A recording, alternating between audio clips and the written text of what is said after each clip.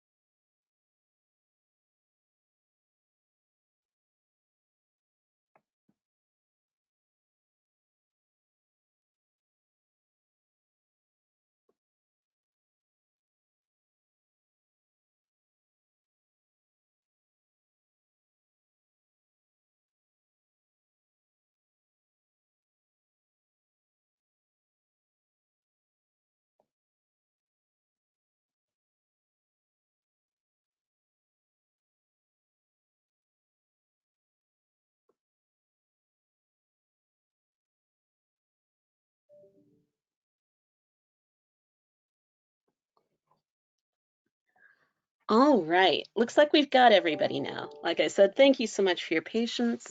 My name is Erin Page, and I'm the Senior Law Librarian on staff with Fastcase Legal Research. And it is my pleasure to take you through today's session, an introduction to legal research on Fastcase 7 for members of the PA Bar. Before I begin, just a couple of quick housekeeping announcements. The first announcement, we are currently in listen-only mode. This is to ensure that there's less background noise and so everyone can hear me. However, questions are welcome at any point during today's presentation. To ask questions during today's presentation, on your screen you should still have the pop-up from GoToWebinar. On that pop-up, there's a button labeled Questions. You can enter your questions during the presentation, and I will pause for questions at the end of today's presentation as well. I welcome all questions and we'll try to work them into the flow. And I'm delighted if you try to play Stump the Law Librarian. We'll see if there's anything I can't answer for you. Our second announcement. Today's session is, as I mentioned, going to focus on PA, but I welcome questions on any subject. So if you have a research question, if you have a question about how you research something in another state, we can do that as well. All right, so let's go ahead and get started. And again, thank you everyone for joining us for today's session. And we'll go ahead and start explaining how you access and use Fastcase, a member benefit of the Pennsylvania Bar Association. So the first question that I always get when doing one of these presentations is, how on earth do you log in the first place? And it is my pleasure to say that it is a very simple system, not complicated, super easy to use. So when you are logging into Fastcase, the first thing you're going to do is to log into the PA Bar Association webpage, just as if you were paying your bar dues. There's no separate username, no separate password. You just log into the PA Bar Association page. And once you're logged in there, you click on the Fastcase link that you see right here at the top center of the page.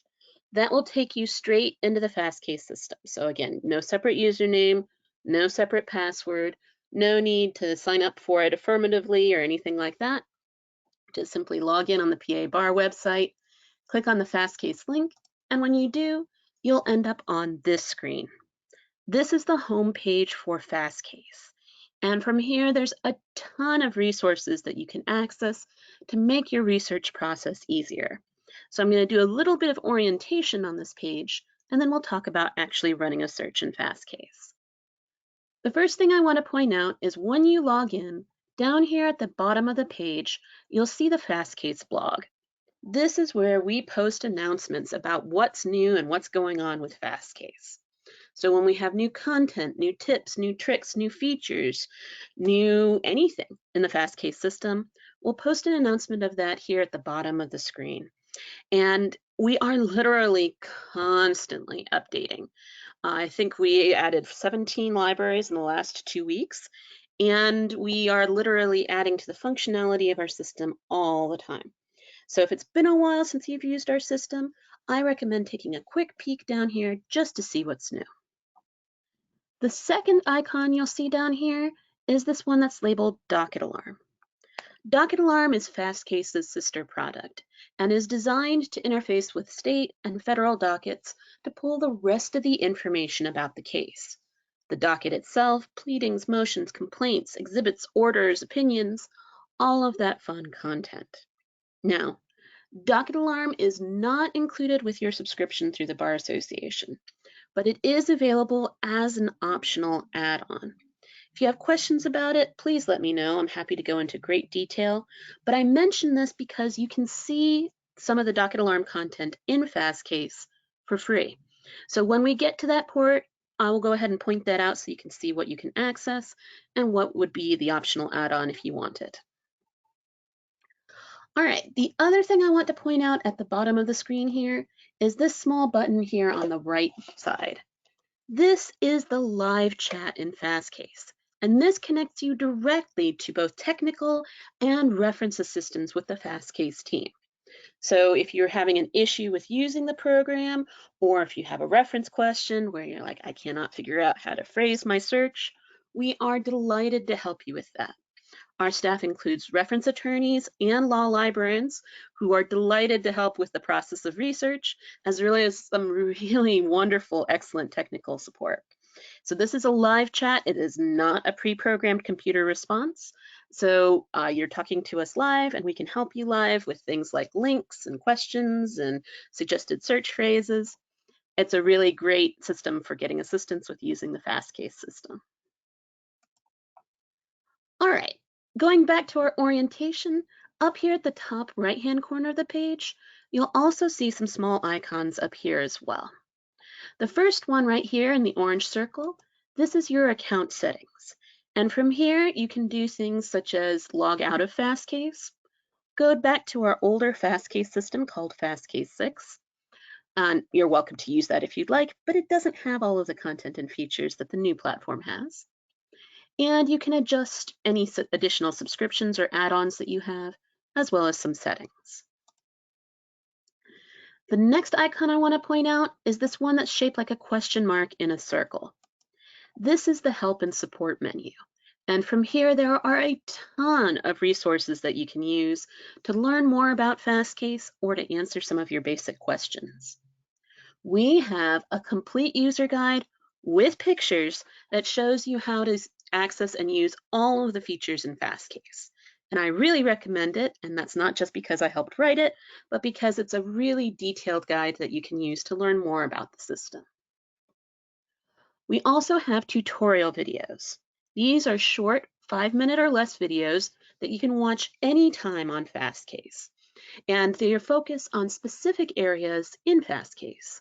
So for example, if after today's presentation you don't remember how to print from Fastcase, there's a video just on that.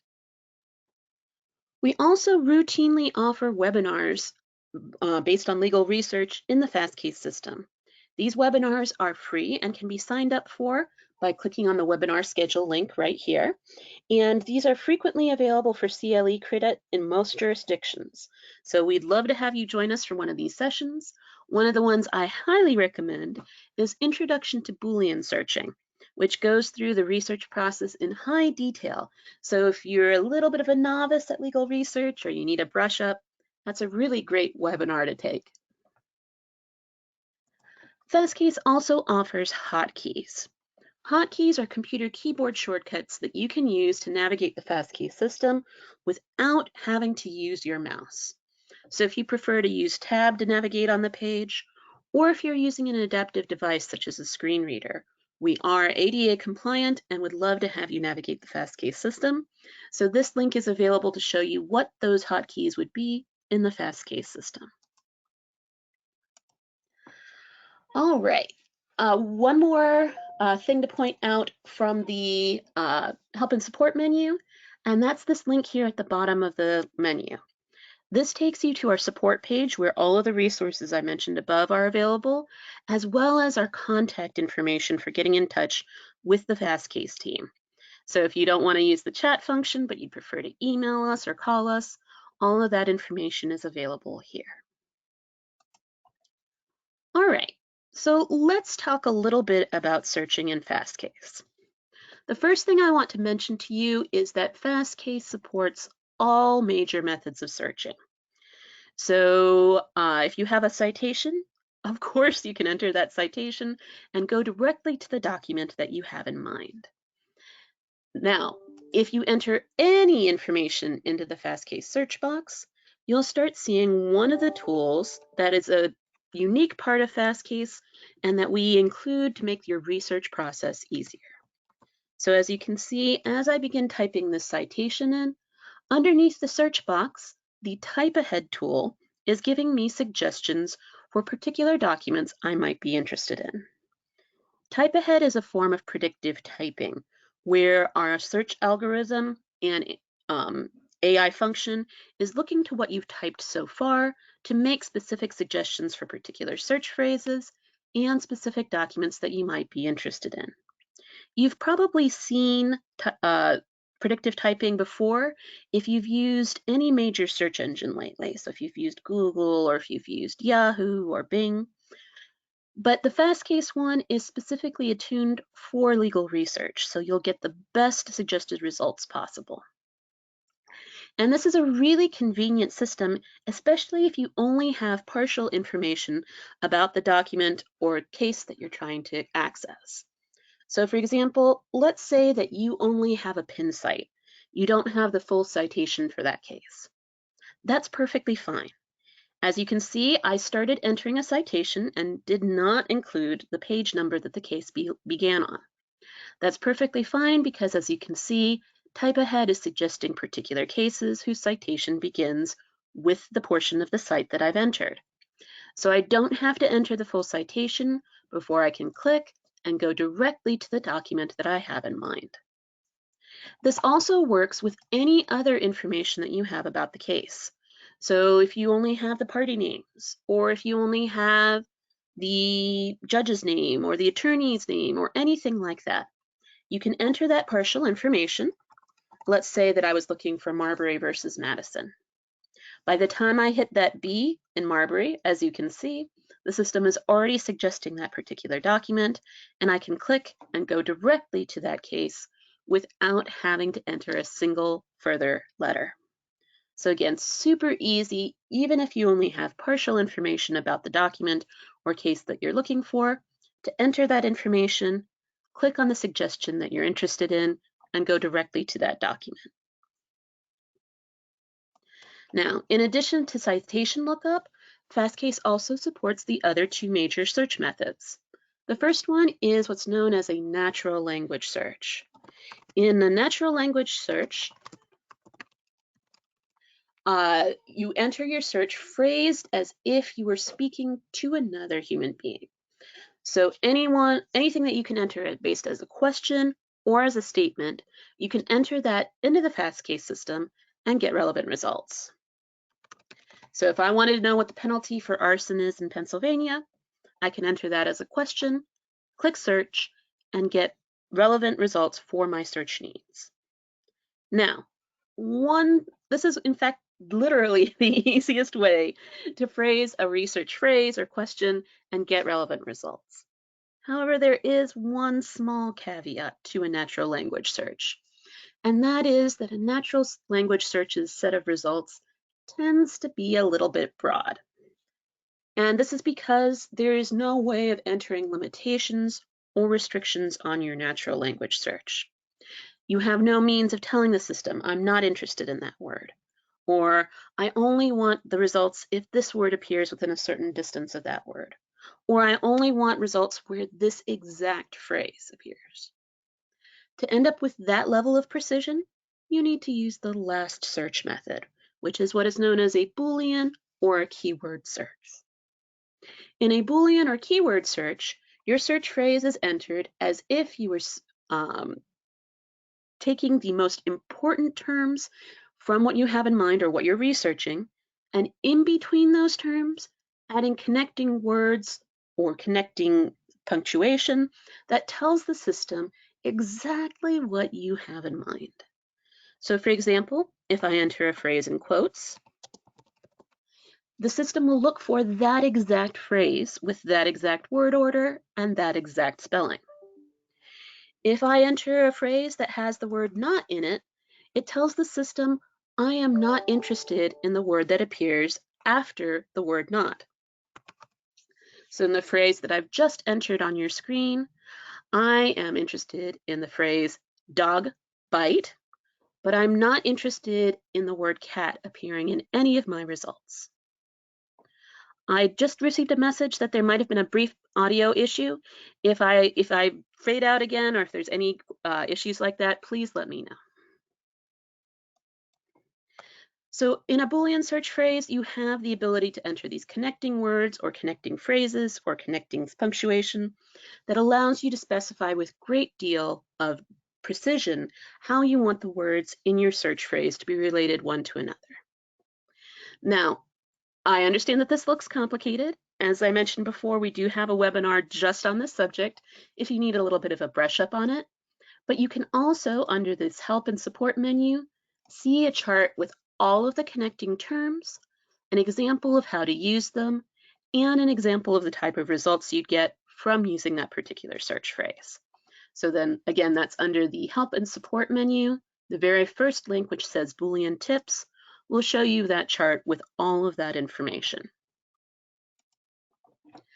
All right, so regardless of which search method that you've chosen, when you enter your search phrase, you also have a further option or a further opportunity to narrow your search before you run it. And that is regarding how you set your jurisdiction. If you do not set your jurisdiction before you run your search will run across the entire Fastcase database. So you'll get cases, statutes, regulations, court rules, and you'll get content from Maine to California, to Hawaii, to Washington State, to Florida, to the Virgin Islands, everywhere. And this is great if you're running a 50-state survey, or if you just want a general survey of what's going on in the law on that particular topic.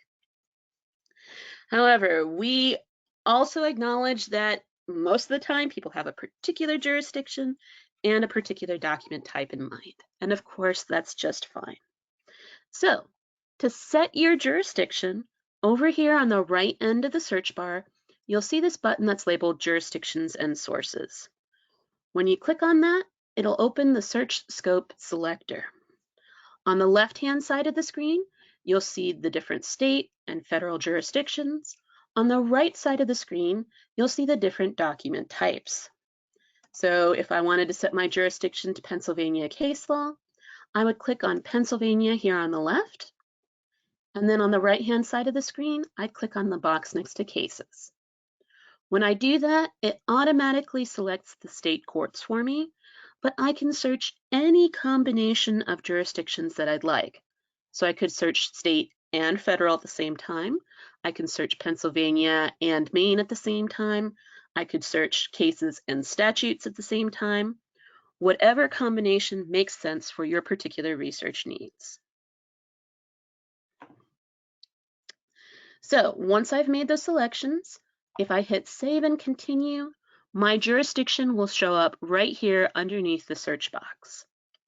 Now, if this is the jurisdiction that I would like to see every time I log in, it is also super easy to set your jurisdiction as your current default. To do that, all I need to do is come over here to the left of where I've just gotten my jurisdiction and click on this icon shaped like a little star. I'll then have an option to save this as my default. So now every time I log into Fastcase, Pennsylvania case law will be the jurisdiction I will see automatically. Now, we just got a question in the questions box. How do you search Pennsylvania and all federal cases? That's a great question. So I'm just going to pop Jurisdictions and Sources open again. Over here on the left-hand side of the screen, I do have Pennsylvania selected here, and I do have a couple of different ways that I can select Pennsylvania and all federal. If I only want the federal cases that are semi-related to Pennsylvania, I can select them right here. So for example, if I just wanted the Western District or the Middle District, I could select that here. If I want to add an entire category of federal cases, I can do that up here as well. So I could add all of the federal courts of appeal, all of the federal district courts, or all of the bankruptcy cases here. I can also select federal as an option here on the left. So if I wanted to, I could select United States here on the left. And as you can see, I've just gotten a whole bunch more federal options that I can add on to my jurisdiction selection over here on the right. So any combination that you'd like, just select the jurisdiction on the left and the document type on the right.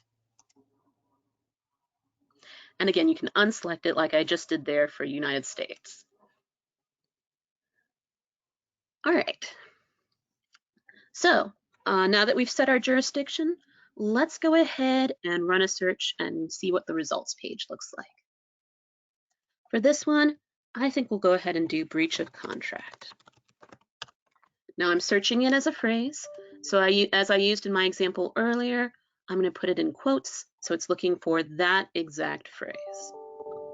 To run my search, I can either hit enter or I can hit the orange search button, the one that looks like a little magnifying glass. And here we are on the results page. And the first thing I want to point out is up here at the top of the results page, my search phrase is still present here at the top. So if I have a typo, I can fix that immediately.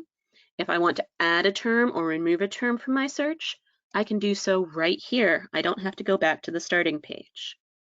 If I want to search within my current results, all I have to do is add the additional term, or whatever my additional search phrase or idea or thought will be. I can add it right here, hit the orange search button, and my results will update live right here on the results page.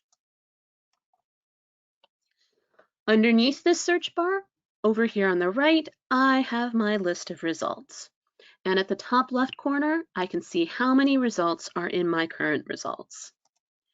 These results are bottomless, which means I don't have to worry about, am I on page 1 or page 20 of the results? I can simply scroll down and more results will automatically be loaded for me. These results are also in relevance order, which means that the most relevant result is pushed to the top, less relevant results get pushed to the bottom of the page. However, if I don't want them to stay in that order, no problem. Over here at the top right corner of this panel, you'll see Sort By and a little drop-down menu. From here, it's super easy to select a different sort order. So I can sort them alphabetically by the date that that particular opinion was issued, or by the number of times that particular document was cited to. So again, super easy to see them in your preferred order. And instantly, that last option tends to push the seminal results to the top of your results list. All right, looks like I do have another question. When searching for a Pennsylvania statute, how do you enter the section of the statute? For example, do I enter SEC or section or just the number? I recommend entering it with SEC because that is technically the Blue Book format, and most of the time the judge is going to recite to it using SEC, and most of the time that's the easiest way to pull the statute section itself up. So again, when entering a Pennsylvania statute, I do recommend including the SEC as part of your citation. And we have a question about shepherdizing. I will get that in just a moment when we're on the case page itself. We have a question about relevance. I am delighted that you asked that. So every search platform has a different interpretation or a different formula that they use for determining if one particular document is more relevant than another one. One of the unique things about Fastcase is that we are the only platform where you can in fact see not only the formula that we're using for determining relevance, but also you can adjust it to your preferences as a researcher. So to take a look at what we determine relevance by, up here in the top right corner of the page, the orange circle icon I pointed out before, if you click on it, your first option is going to be Settings. And when you open the Settings platform, you'll see this section labeled Customize Your Relevance Algorithm. The 8 factors that you see on the screen right now are the 8 factors that Fastcase takes into account when determining relevance. And as you can actually see right now, you can actually adjust each of these factors to your preferences as a researcher. So these factors include things such as date, how recent is the case? Authority level, was this case issued by a Supreme Court or was it issued by a trial court? Importance, how many times that case has been cited to? Responsiveness, how often your search terms appear in that document. All of these factors are taken into account. So let's say that you decide, I don't care how recent a document is, so long as it's otherwise relevant. Great. You can zero out that factor and it won't be taken into consideration. Let's say that you love it when it's a Supreme Court case instead of a trial court case. You can increase that factor so it has more impact. This does not change the number of results you get, but it does change what order they appear in so that the documents you're most interested in end up at the top of your results list and the ones you don't care about end up at the bottom. There's about 1 million possible different combinations, so I do recommend experimenting with it a little bit, see how you like it. Although I will say that the default is pretty darn good.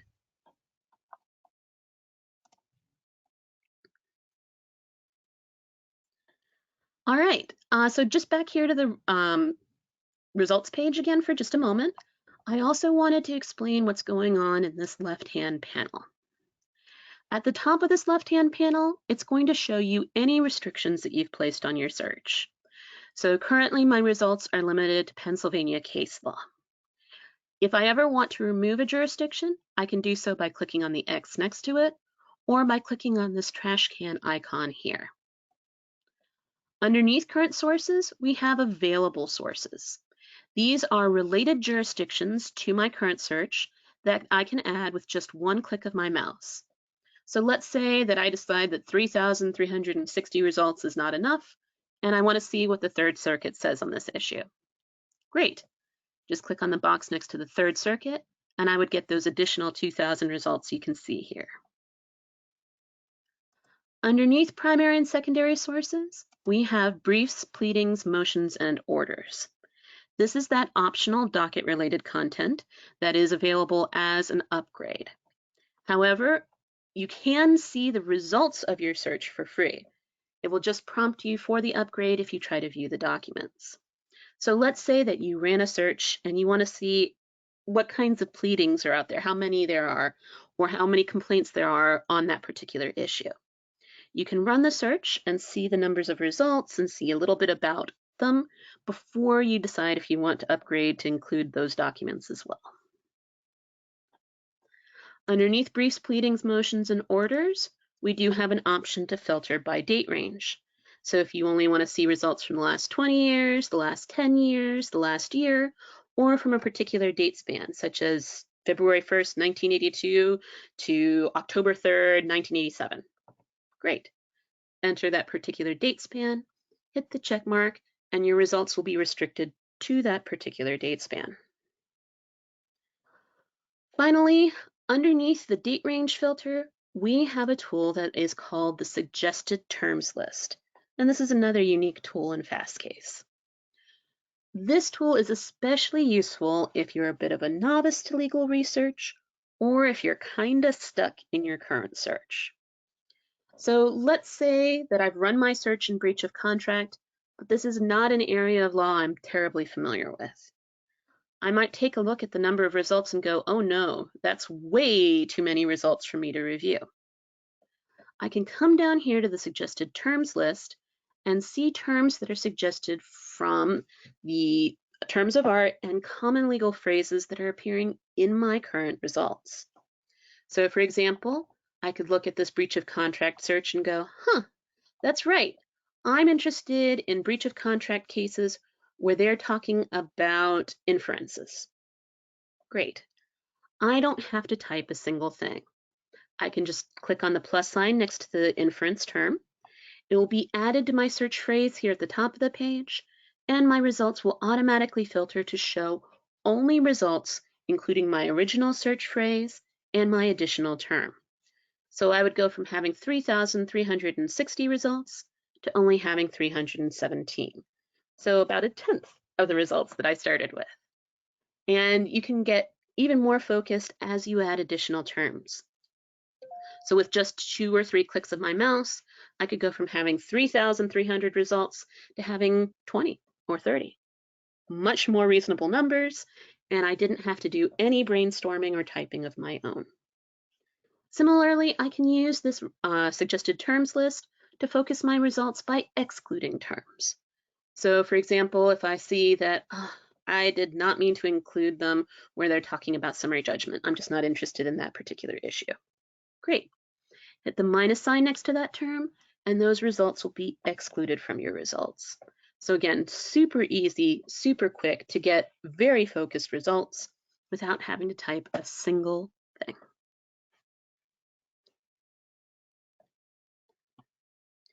Looks like we have a couple of really quick questions about the docket content.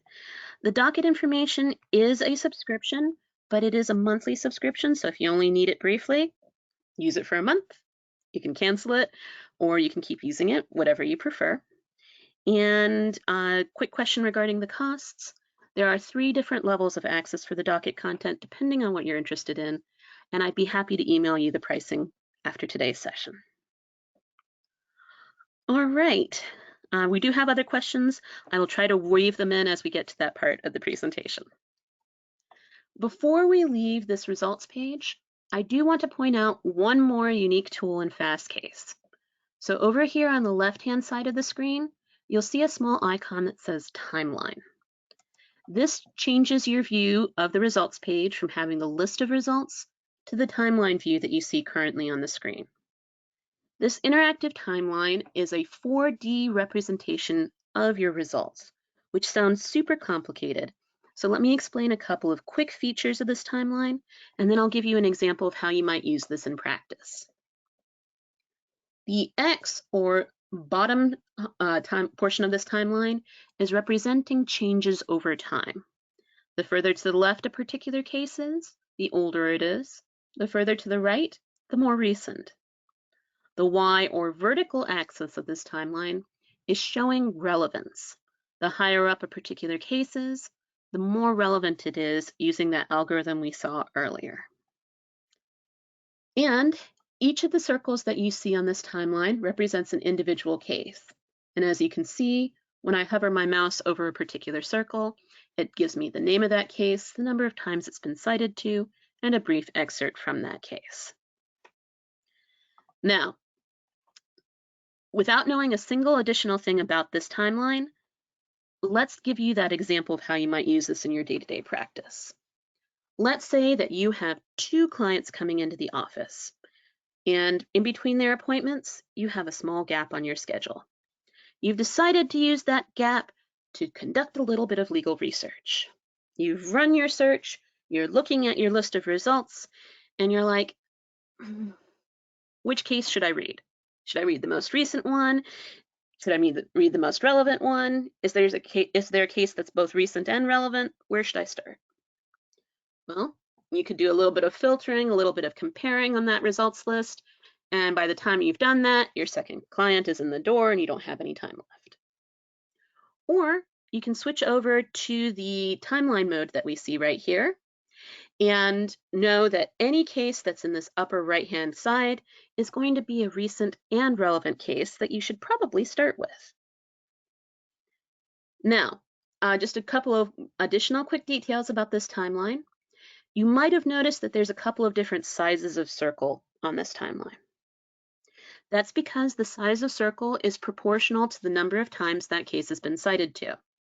The larger the circle, the more seminal that particular case is.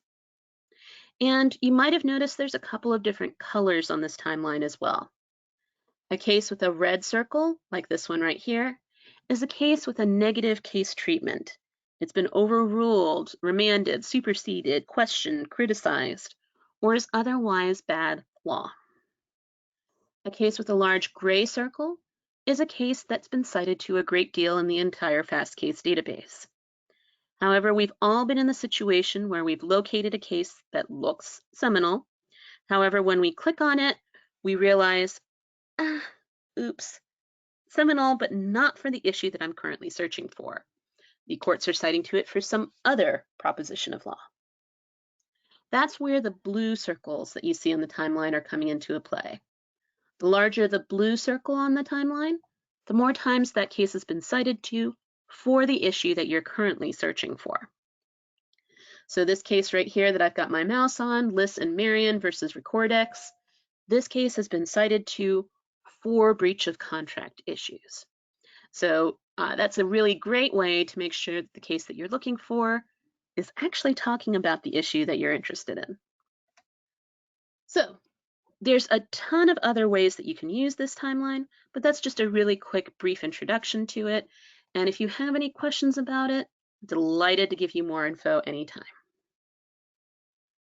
All right, so let's go ahead and grab a case. This is the document view, and from here you have all the access to all of the tools that can help you with the actual case or document that you're interested in.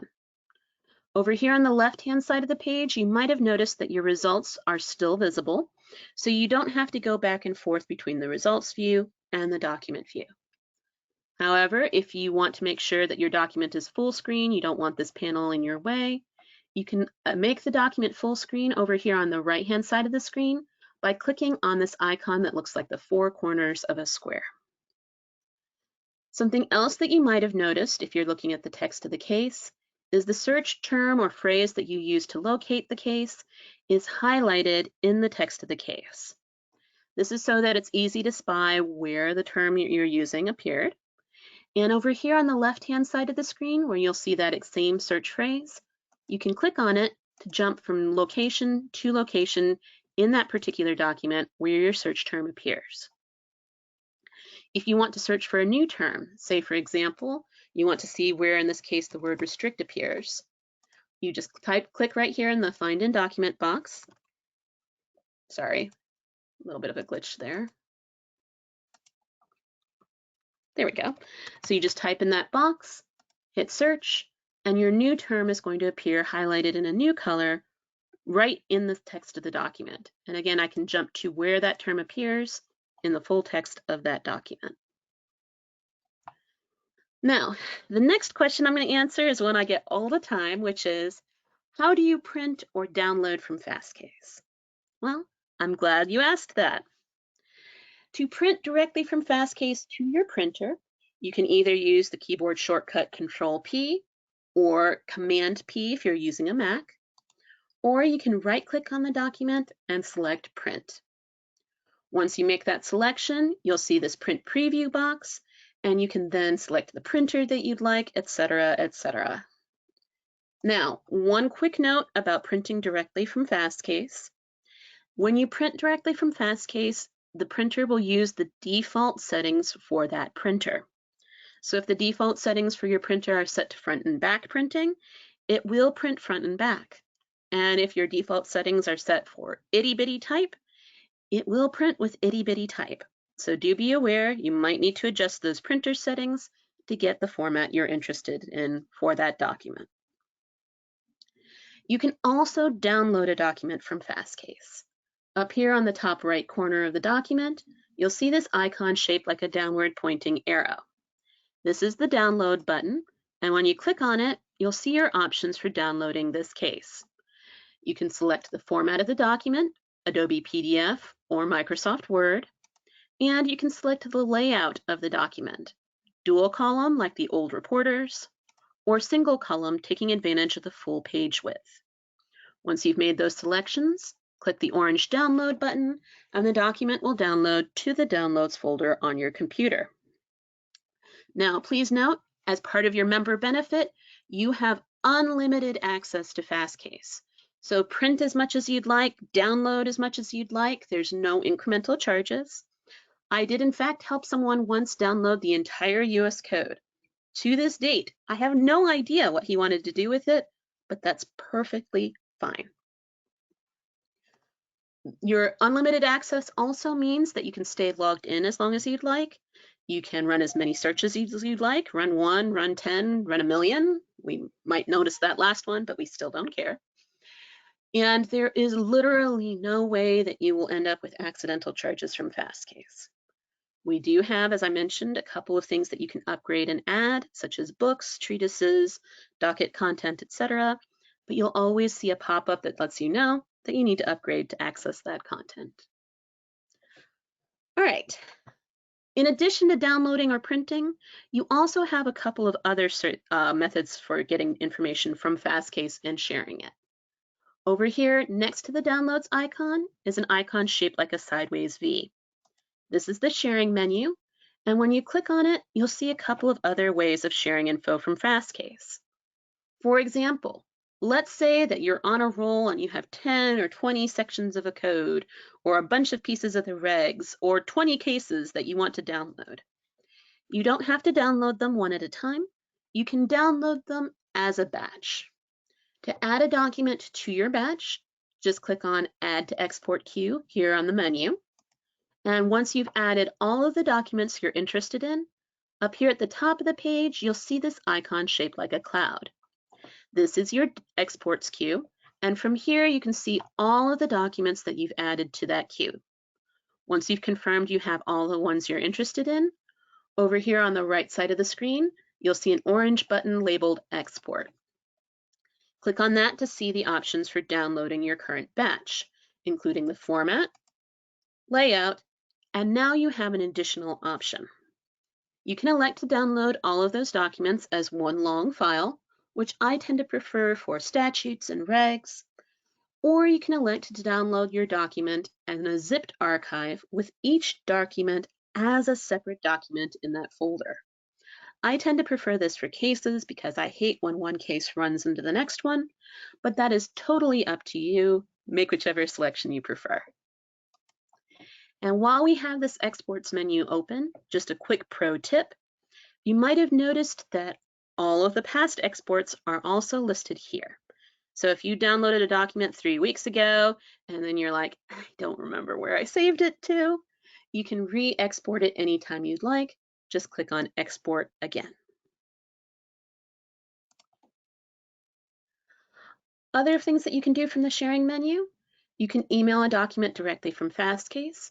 Just enter the recipient's email address, and then the document that you've selected will travel in the body of the email. So you don't have to worry about, is there an attachment? Did the attachment go through? It'll travel in the body of the email. You can also generate what's known as a public link. A public link is a public domain copy of the document that you're currently viewing. So anyone I send this link to, a colleague, opposing counsel, a client, a student, even the court, although ask permission before that last one.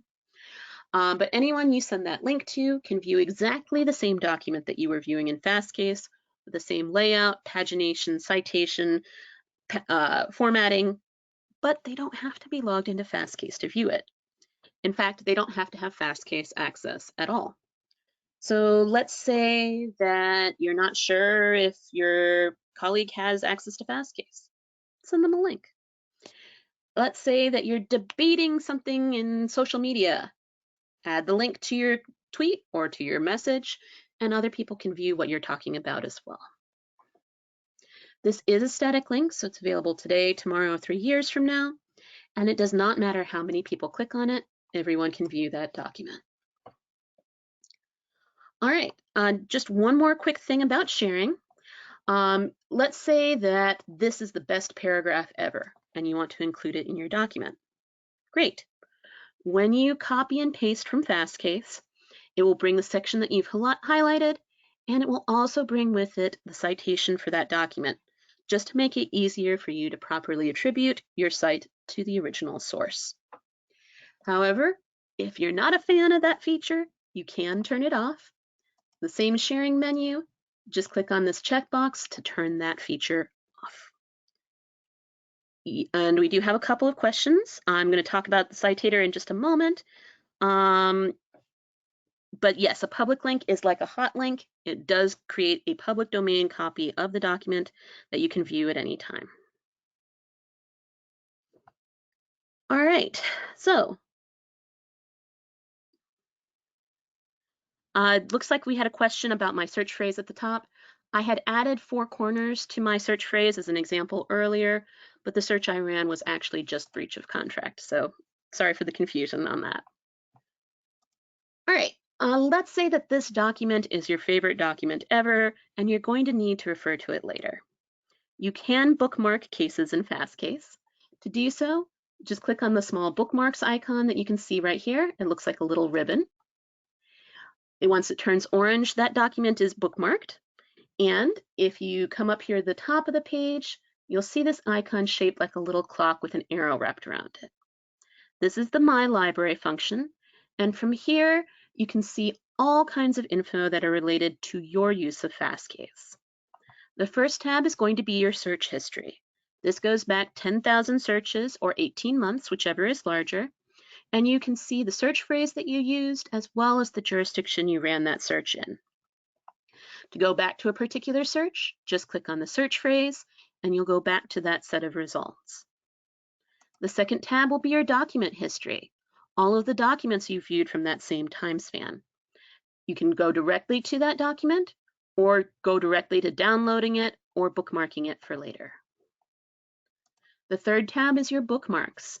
You can have an unlimited number of bookmarks, and you can have folders that you can organize those bookmarks into. So if you want to organize them by client matter or by subject, super easy. Just click on the Create Folder option, label it how you choose, and add as many documents to it as you'd like. Also available from this menu are saved searches. So if you run a particular search all the time, you can save that search and rerun it anytime you'd like. And you can see our case law alerts. So let's say that you practice in a specific area and you want to stay up to date on the latest cases coming out on that issue. You can run a search and add an alert to that search to be notified by email anytime there's new case law on that subject. And you can set as many of these alerts as you'd like. There's no incremental charges. And you can modify any alerts that you currently have running from this Case Law Alerts tab. So if this particular search here at the top of the page was my favorite, I can save it as I mentioned, or I can add an alert to it so I can be notified anytime there's new case law on that subject. All right, enough delay. Let's talk about the Fastcase Citator. So everybody always uses the term Shepherds, but Shepherds is the intellectual property of another company. But yes, of course, Fastcase has a citator. Our citator is called Authority Check. To view the citator report for any case, above the text of the case on the left here, you'll see an icon shaped like a flag. The flag will be red if the case has a negative interpretation, and black and white if there's no negative interpretation. So this particular case has no negative treatment. If I click on that flag, it'll open the report on the left-hand side of the screen, and I can use this download arrow here to download the report anytime I choose to do so. Underneath the citation for that case, I do have an option to filter the report according to a particular jurisdiction. So if I wanted to see how the Second Circuit had treated this case, I can do that. And I also have an option to sort the report according to the most recent citation or the citation that has been cited to the most. If the case has a negative treatment, it would then be listed here under this negative treatment stripe. This particular case has no negative treatment, hence the little robot. And underneath that, at the bottom of my report, I'll have a full list of all citing cases, so I can see how the court has treated this case in the later case law. Now, I know this is a really boring report because it doesn't have negative treatment, so let's pop over to another case that does. This is Plessy versus Ferguson, my favorite example. And as you can see on the left-hand side of the screen, it has in fact been overruled on other grounds by Brown versus Board of Education. So it's super easy to see all negative treatment of a case. The negative treatment will be highlighted, so it's easy to see where it appears in that other case. And it's very accurate and very up to date. Okay. All right, so let's go ahead. We've been talking about cases quite a bit. Let's talk about accessing documents that are not cases. So Of course, you can search for cases that are not cases. We saw options for selecting statutes, regulations, court rules, etc. But you also have an option to browse to particular content. So next to the search box, you'll see this blue button that's labeled Browse. When you click on it, it will take you to the outline view page. Mine is defaulting to Virginia, yours will default to Pennsylvania. But you can change your jurisdiction, as I just did, over here on the left by clicking on Change Jurisdiction by typing. Once you're on the jurisdiction you're interested in, on the left side of the screen you'll see primary law. On the right side of the screen you'll see secondary content. Each of the libraries is organized according to the issuing body, so cases and court materials, legislative materials, and administrative materials. And next to each of the libraries, you'll see a couple of small icons. If a library has a magnifying glass next to it, you'll be able to search that library, and if you click on that magnifying glass, it will set your jurisdiction automatically to that library. If a library has 3 parallel lines next to it, that's a library that you can view from the outline. And if you ever have any questions about the currency of a particular library, just hover your mouse over the little eye icon and you can see the last time that library was updated on Fastcase. So currently our Pennsylvania Consolidated Statutes were updated as recently as December 1st. If I click on that library, it'll take me to the outline mode where I can see the different editions that are available in Fastcase. And if I click on it, I can see the different titles. Let's go with Crimes and Offenses. That looks like fun. Then I can see the different parts, the different articles. Danger sounds fun. And then the different chapters. Once I've gone down to the section level, I can click on that section to view that particular section here on the right, while the outline is still visible here on the left, which does make it easier to jump between different sections. So if I need to see murder and then I need to check manslaughter, I don't have to start my search from scratch. Over here with the statute, we have the full text of the statute, and you can see we still have all of the options we saw from our case law example with one change. Instead of having a little flag icon, I have a capital A. A is for annotations, and if I click on that icon, on the left side of the page, I'll see a full list of all cases citing to this particular statute section. So again, super easy to see how the court has treated that particular section in the later case law. Now, just a really quick note about how quickly Fastcase updates. New case law hits our system within 24 hours of the opinion being released by the court. So if it's under seal, we would not have it, but otherwise it'll be in our system 24 hours later. About a minute and a half after it hits our system, it's updated on every report in Fastcase. So if this statute section was cited to you yesterday, you'd know about it today. If a case was overturned on Monday, you could know about it on Tuesday. So super quick, super up to date. For non-case law materials, we update those on the same schedule as the issuing body. So if the legislature is updating on a quarterly basis, so do we. Monthly, so do we. You get the idea. So all of the information in Fastcase is super up to date and super easy to access as well. All right, I know I've got a couple of questions that I haven't answered yet. I'm going to show you 1 or 2 more features, then we'll answer those questions.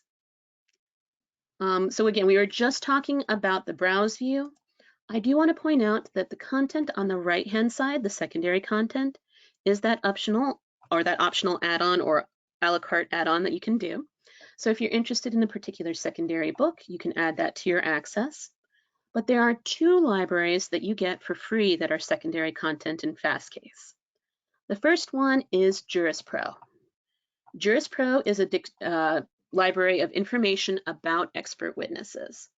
So you can use it to get more information about an expert witness, including their educational background, biographical background, training, specialties, subspecialties, all kinds of information that is super convenient when you're doing a little bit of due diligence about an expert witness, or if you're looking for someone to reach out to regarding your particular case. So I'm just going to give this a second to load, but you'll be able to see that it's super, super detailed and a really convenient resource for getting information about a particular witness. The other database that I would recommend, and again is included in your access, is LexBlog. LexBlog is the single largest curated database of legal blogs in the world, and it includes articles that have been written by leading practitioners, experts in their field, leading law firms, professors, etc. This is a great secondary resource to use for issues that are very recent or niche issues. So things that have not managed to work their way into the journals yet, but are still things that you're researching. Just to give you an example, when lockdown started happening for COVID-19, there were blog articles out the next day. So a lot of information on a lot of very up-to-date issues. This one happens to be my particular favorite at the moment, but as you can see, a lot of detail and a lot of additional content there as well. All right, last thing I want to point out before I go back to those questions is the only menu icon we haven't talked about. This is the one that's labeled Apps and Tools. From here, you can access partners with Fastcase. So we've already talked about Docket Alarm and the docket content. Law Street Media is our news reporting branch and provides articles and cutting-edge legal research articles on things such as mergers and acquisitions, agriculture, healthcare law, and legal tech law. So these are all free, and you can sign up for any subject areas that you might be interested in. We also partner with a number of other organizations, including TransUnion TLOXP if you're needing people search resources, legalresearch.com if you need to hire someone to assist you with the legal research process, Clio Practice Management if you're using that for your office management tools. And there's one final tool, again unique to Fastcase, called Cloud Linking. This is not a research tool so much as it is a workflow practice tool. Let's say that you have a memo or an article or some other document that has a ton of case law cited in it. You could look up every one of those cases one at a time and download them to include as part of your article or brief. Or you can send the document through the cloud linking process. When you do that, Fastcase scans your document and looks for those case law citations. When it finds a site, it adds the public link to that site so that anybody who clicks on that citation will view the case that you were referencing or citing to. So that's a super easy way of ensuring that anyone who receives your document will always have the case law that's cited to just clickable. So again, super easy, super quick way of ensuring they have access to those cases. All right, so let's answer a couple of questions here. First question I see regarding my Plessy versus Brown or Plessy versus Ferguson case. Does Brown versus Board of Education show up as a negative treatment itself or only if another case cites to it? All cases that are giving Plessy a negative treatment will show up as part of our citator. So you don't have to worry about if another case is citing to it or not. It will have a full list of all negative cases. I did answer the one about currency of our databases. Once you're in a citator or annotator, so if I go back to, from my history, of course, one of the documents we looked at,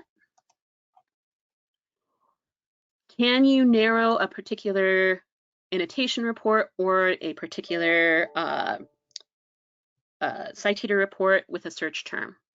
Not directly in the annotations, but if you have the citation for a particular document, so if I have this citation for this particular statute, if I put that in quotes and then add my additional term,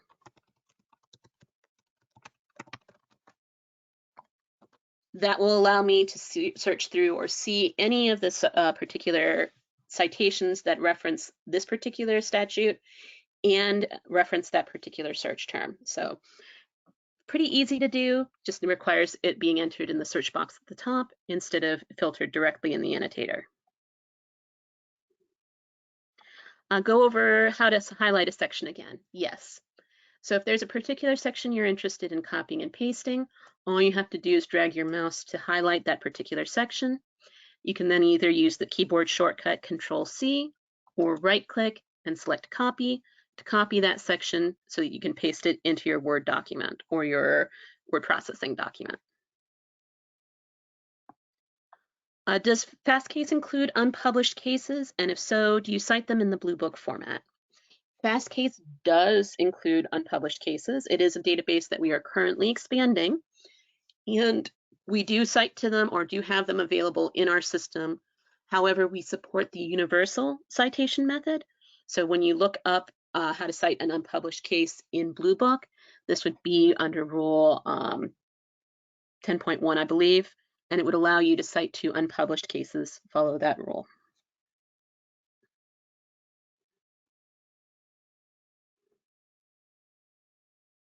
All right, let's see. Other questions? I just want to make sure I don't copy or do any duplicates. Can I do an example of a search in PA statutes? Yeah. So we have our example here. This one, if I happen to know that particular citation, I can enter it here, hit search, and as you can see, it's going to bring up any of the case itself or the statute itself, as well as any cases citing to it and any documents that are referencing it as well. This is technically the Blue Book citation format for that particular statute section, but you can also get to the statute section using other formats as well.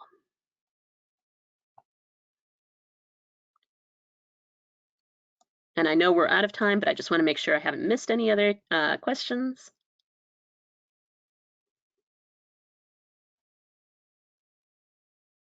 I think I've gotten most of the questions, but if you're anything like me, about 5 minutes after we end today's presentation, you're going to come up with the perfect question. So I'll remind everybody that we welcome questions anytime. You can reach us from the support team by using the chat button in the bottom corner of the screen, or by clicking on the question mark icon and hitting more support if you want to talk to us via phone or email. And yeah, we welcome any questions. We're always happy to help. And I do see I have a couple more that just snuck in, so I'll answer those. But if you don't want to hear the answer to those questions, I'd like to thank you for joining us for today's presentation. I hope that this has answered some questions, and we look forward to having you as a part of the Fastcase service. Just reach out anytime you might need assistance, and we're always happy to help. What are the hours for chat? The Fastcase support team is available from 8 a.m. until 9 p.m. Eastern Time, Monday through Friday. So we are available most of the time, and we may expand hours in the future as well.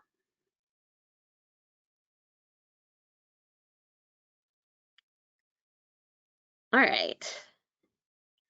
How do you find an uncited case that someone else cited in a brief using Westlaw or Lexis numbers? The Westlaw and Lexis citations are copyright of their individual platforms. So we do not include the Westlaw unpublished citations or the Lexis unpublished citations out of respect for that copyright. The easiest way to find that unpublished case is to search by the party names. So if you have the names of the party, or if it's an in re, the in re, enter that information, restrict it to your particular jurisdiction. And if you know the year that case came out, that can also be a helpful way of limiting it down so you can find that unpublished case directly.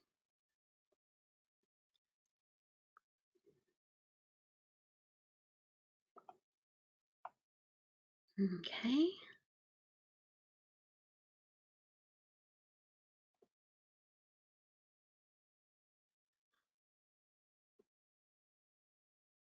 Let me make sure I haven't missed anything else.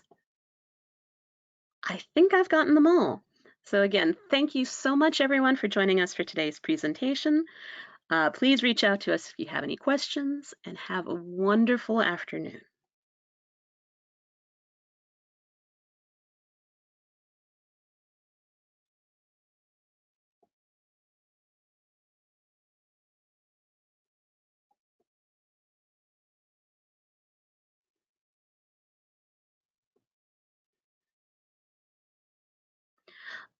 Ms. Burke, yes, this is a free benefit of the Bar Association.